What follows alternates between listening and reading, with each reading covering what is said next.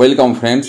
360 degree holistic progress report কার্ডের যে ট্রেনিংয়ের বিষয় বিদ্যালয়ের ক্ষেত্রে এবার সেই নির্ঘণ্ট এসে গেছে।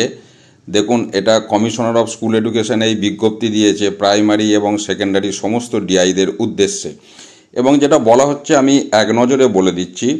সেকেন্ডারি ডিআইদের বলেছে আপনার সমস্ত বিদ্যালয়ের প্রধানদের ট্রেনিং দেওয়ার বিষয়, সেটা upper primary, MSK, secondary, higher secondary সমস্ত স্কুলের ক্ষেত্রে।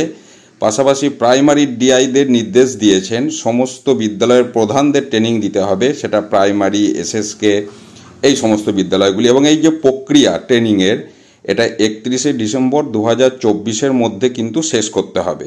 এবং এর যে পিপিটি ওরিয়েন্টেশনের যে পাওয়ার পয়েন্ট প্রেজেন্টেশন, সেটাও কিন্তু শেয়ার করতে বলা হচ্ছে সকলের উদ্দেশ্যে, যাতে করে, কারণ অ্যাকচুয়ালি ফিল্ডে তো কাজটা করবেন সহশিক্ষক শিক্ষিকারা, তো প্রধান শিক্ষকদের ট্রেনিংয়ের পাশাপাশি তাদেরকেও বিষয়টা শেয়ার করতে হবে।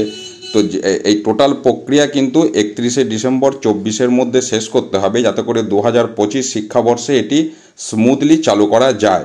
এবং এরপর ব্রেকআপ শিডিউল যদি কিছু সামনে আসে, আমি সেই তথ্য যথাসময়ে আপনাদের সাথে শেয়ার করব।